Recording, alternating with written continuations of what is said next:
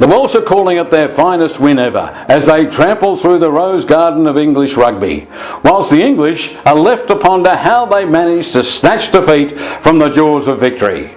The Boks spring back to form with a bonus point victory against Canada. The All Blacks defence was cracked by Namibia. Georgia sings "Don't Cry for Me, Argentina, I'm crying for myself." And for the Wallabies, a bruising encounter in their opening match against Fiji, followed by an easy victory against Uruguay. I'm Brandon Gay, and with me, the man who thinks rucking and mauling should be a part of the preschool curriculum, Gary Farmer.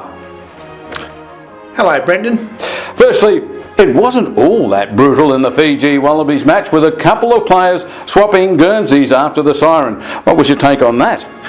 Well, yes, Brosnan, as you can see by the footage here, well, you could anyway if we had any budget left to pay for it. Did you really spend $1,000 getting that wig rig plugged? Anyway, the Wallaby number 13, Toita Canadrano, and the Fijian flyer Nandranka Canadrano are actually first cousins. I asked Toita about it after the match, and he said he was simply letting his cousin Nandranka know what it felt like to wear a winning colour. And what about the Wallabies in Birmingham? They piled on the points to record their biggest ever win against Uruguay, a team full of accountants, doctors, dentists and bus drivers. How did you see that game? You buffet, their largest win ever against Uruguay. It's the only time they've ever played Uruguay. Of course it's the biggest win they've ever had. All the facts aside, how do you think Australia went? Well, we won by a cricket score, 65-3, as I predicted. And actually, we outscored the Australian cricket team, who only managed 60 a couple of months ago. And speaking of predictions, can we roll the tape, please? And in the battle of the soap dodgers, I'm going to put my left nut on the English. So, how is your left nut, Gary? It's firmly intact, thank you, Brendan. My bookie rang me immediately after he saw the last segment to say that there is no way in the world he could ever cover a bet that large.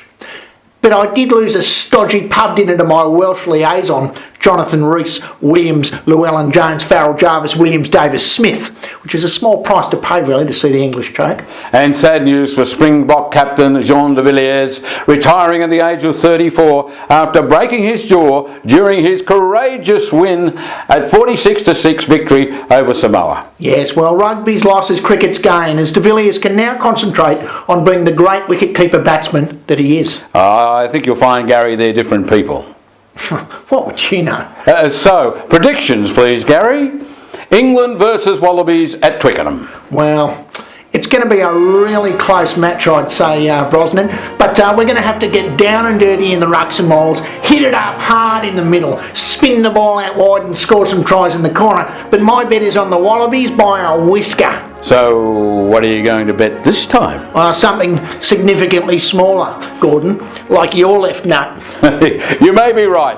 Catch us next week from London when we wrap up this week's results and preview the final pool matches of the Rugby World Cup 2015. From Birmingham, with Gary Farmer, I'm Brandon Gay. This is Maul Talk.